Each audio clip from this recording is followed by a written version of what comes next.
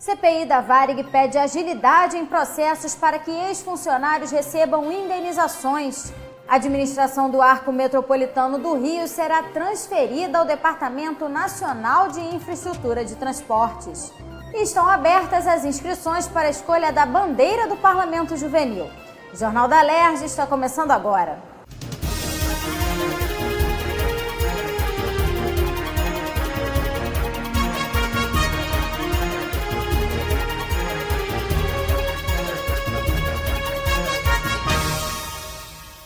Boa noite. O Arco Metropolitano do Rio, que atravessa a Baixada Fluminense e liga Itaboraí a Itaguaí, vai passar a ser administrado pelo Departamento Nacional de Infraestrutura de Transportes, o DENIT. A via foi inaugurada em 2014 e tem sido alvo constante de assaltos e roubos de carga. O investimento foi de 2 bilhões de reais. O Arco Metropolitano prometia desafogar as outras rodovias do estado e ligar o Comperj ao Porto de Itaguaí. 3 anos depois, apenas 15 mil veículos por dia circulam por lá, menos da metade do esperado. O principal motivo, falta de segurança. A Polícia Militar do Rio é responsável pelo patrulhamento de um trecho de 73 quilômetros, de Saracuruna até a entrada de Itaguaí na BR-101. Os outros trechos estão sob responsabilidade da Polícia Rodoviária Federal. O representante do DENIT garantiu que o órgão vai assumir a rodovia e que as negociações estão avançadas com a Secretaria de Obras do Estado. Ao passar para o governo federal, o arco deixa de ser patrulhado pela Polícia Militar do Rio. O trecho da 040 até a 101 está sob delegação, é uma obra delegada ao Estado, entendeu? Através de um convênio de 2007. Esse convênio está sendo assinado essa semana, o 12º termo, para a gente encerrar ele. E nós estamos fazendo já as tratativas para recebimento da obra. Vai ser um recebimento parcial, porque ela não está concluída. E aí nós vamos receber ela, concluir ela, colocar manutenção e operação nela.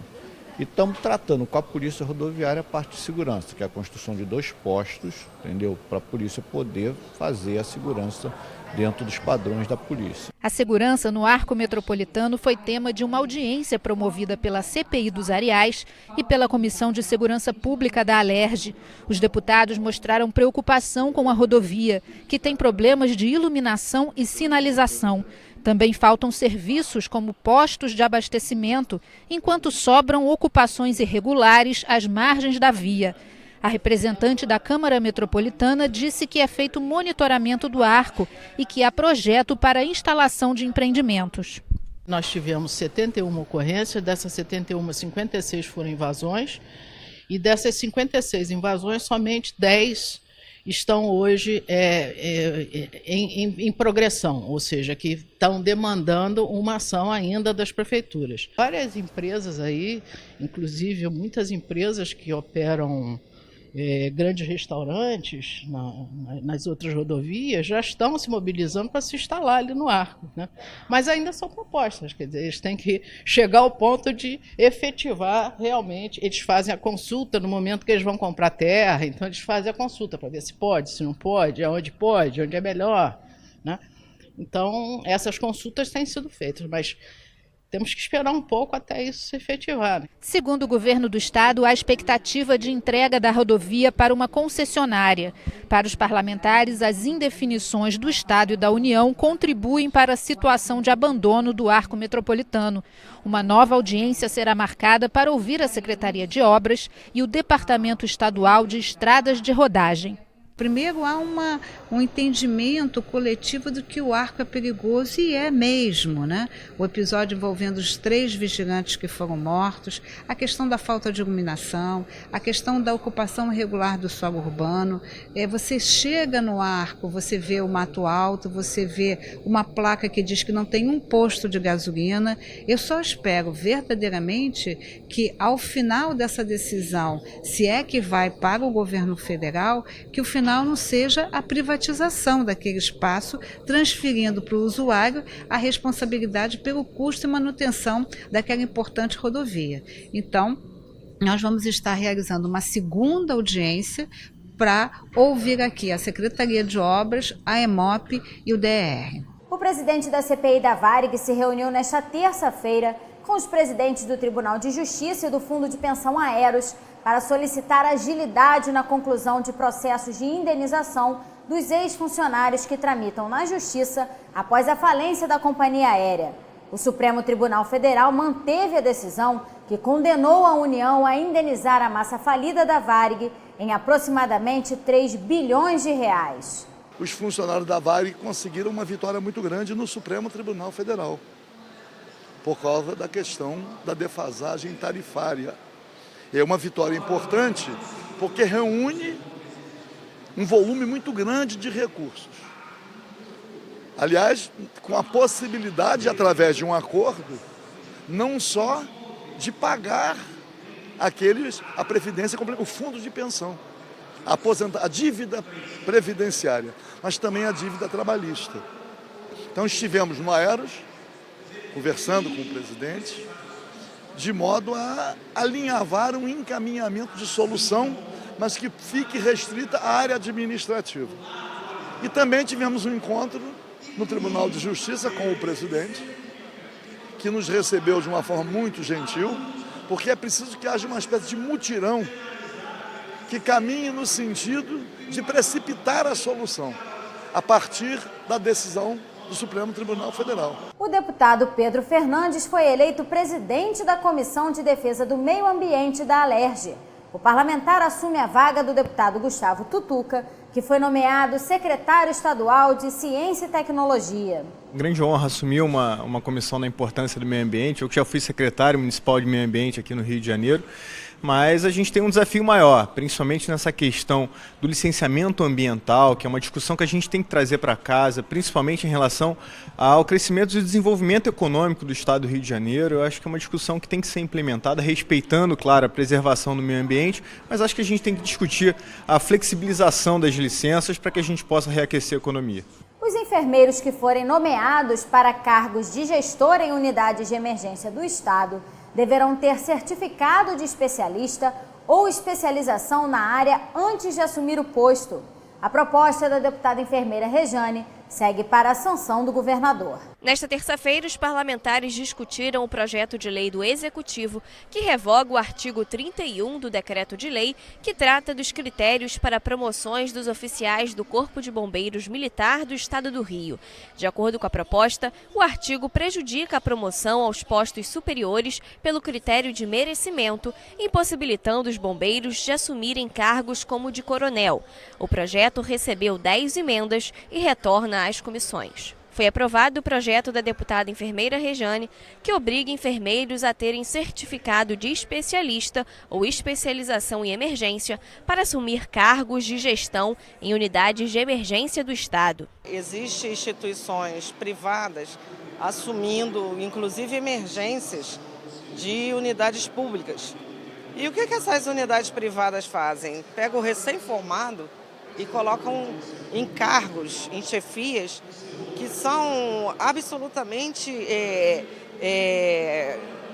que possuem uma obrigatoriedade dos profissionais terem conhecimento, tenham prática para atuar em prol da saúde da população.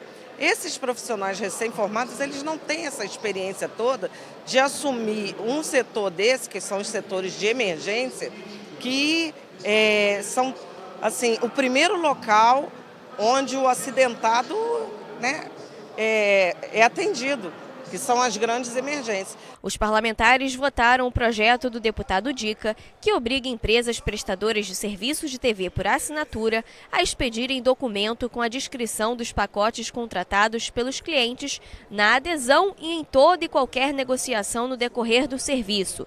O projeto foi aprovado. O que a gente quer é dar mais clareza nesses contratos, é saber o que você está assinando, é criar compromisso com essas empresas, é garantir ao consumidor aquilo, na verdade, que ele tem direito, que ele paga no seu pacote. O que não pode existir é uma empresa hoje te vender um pacote de desenhos animados, de filmes, de programas, e 1 mês, 2 meses depois, ele dizer para o próprio contribuinte, através só daquele informativo no seu canal, que aquela programação já não pertence mais àquele quadro que você pagou. Então deve ter um ressarcimento, ou então uma dedução naquela prestação que você pagou. Se você faz um contrato, se você paga um valor pelo canal de assinatura, você tem que receber na íntegra tudo aquilo que você pagou. Foi discutido o projeto do deputado André Siciliano, que reserva para a população de baixa renda 10% das vagas nos concursos públicos para provimento de cargos efetivos e empregos públicos dos poderes executivo, legislativo e judiciário e das instituições da administração indireta do Estado. A proposta foi aprovada. Também foi aprovado o projeto do deputado Rafael Pisciani, que pretende disponibilizar nos hospitais públicos do Estado material siliconado ou sem a proteína do látex. O objetivo é proteger funcionários e pacientes alérgicos ao material. O projeto dos deputados Gilberto Palmares e Paulo Ramos prevê a atualização do cálculo e percentuais do adicional de insalubridade com base no valor da faixa 3 do piso regional do Estado. O projeto foi aprovado. Até a Constituição de 88, os adicionais de insalubridade eram calculados sobre o salário mínimo. A Constituição proibiu o vínculo de qualquer questão ao salário mínimo. Uma das questões dessa lei, se ela vier a ser sancionada, é que o adicional de insalubridade, nível baixo, médio ou máximo, continuará sendo o mesmo percentual, 10, 20 ou 40%, mas agora sobre a faixa 3 do piso salarial do Estado.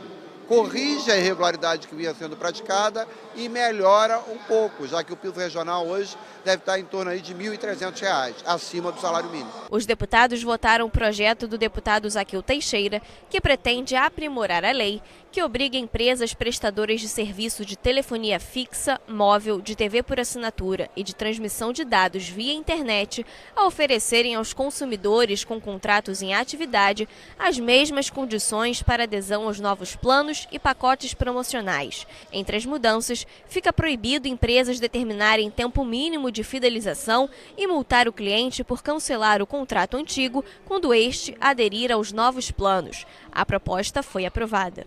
Cada promoção que for lançada por essas empresas, elas terão que permitir àqueles que já estão com as suas assinaturas que ele possa migrar de plano. E nós estamos proibindo nesse projeto que seja cobrado multa por fidelização ou qualquer tipo de medida restritiva de direitos. Então, é um aperfeiçoamento de uma lei que já está em vigor e que vai beneficiar ainda mais os consumidores que assinam TV por assinatura, internet e outras modalidades das comunicações. O projeto do deputado Dionísio Lins altera artigos da lei que concede isenção do ICMS nas saídas internas de veículos automotores de fabricação nacional. A proposta permite a substituição de veículos utilizados como táxi 24 meses após a aquisição e prorroga para até 31 de dezembro de 2019 as isenções para taxistas. O projeto foi aprovado. O projeto hoje corrige para que se dê ao taxista a condição de continuar vistoriando o seu carro, substituindo, cancelando o ICMS. De modo que esta lei, que vai ser sancionada pelo governador imediatamente, concede o direito aos taxistas de trocarem o seu automóvel de 2 em 2 anos e ter a isenção do ICMS. Nós não tínhamos outra coisa a fazer, tendo em vista o acordo que virá de Brasília com o Rio de Janeiro, onde vão se suspender as isenções. A proposta do deputado Carlos Mink prevê a criação de um programa de incentivo ao uso de bicicleta por estudantes da rede pública de ensino. A medida será atribuída como atividade extracurricular e pode garantir pontuação bônus no conceito escolar do aluno. Os pontos serão estabelecidos pela direção da escola. O projeto foi aprovado. Os alunos vão ganhar pontos nas atividades extracurriculares. Claro, não muda a nota de História e Geografia, mas é um incentivo, para a educação física, por exemplo. Então vai ter uma regulamentação, número de vezes que ele usa, as escolas podem ter bicicletários, trabalhar também com a segurança, para o aluno poder chegar em segurança, sobretudo os que moram perto, muito comum na Zona Norte e sobretudo na Zona Oeste, que tem áreas planas. Então, é mais uma lei para incentivar o uso da bicicleta, que emite menos gases de efeito estufa, polui menos e a pessoa já vai entrando em forma, não precisa de gastar algum na academia. Estão abertas as inscrições para a escolha da bandeira do Parlamento Juvenil. Os interessados devem se inscrever pelo site do Parlamento. O concurso ele se divide em algumas etapas. O primeiro passo é se inscrever. Há que se inscrever no site do Parlamento Juvenil, vai gerar um número. Esse número é o que vai identificar o trabalho de cada aluno. Primeira etapa na escola, cada escola vai eleger a melhor bandeira do Parlamento Juvenil. Depois haverá a eleição do município e da coordenadoria regional de cada região. No final, os melhores trabalhos serão votados pela internet e aqueles que forem os 3 mais votados serão escolhidos pelos parlamentares juvenis quando eles estiverem aqui na LERJ para definir então qual será a bandeira do Parlamento Juvenil que será premiada. Em primeiro lugar, notebook, tablet e um smartphone, e a escola vencedora ganha um laboratório multimídia. O Jornal da LERJ fica por aqui. Você pode acompanhar a programação também em nosso site e pelas redes sociais. TV LERJ, o canal do povo fluminense. Uma boa noite para você e até amanhã.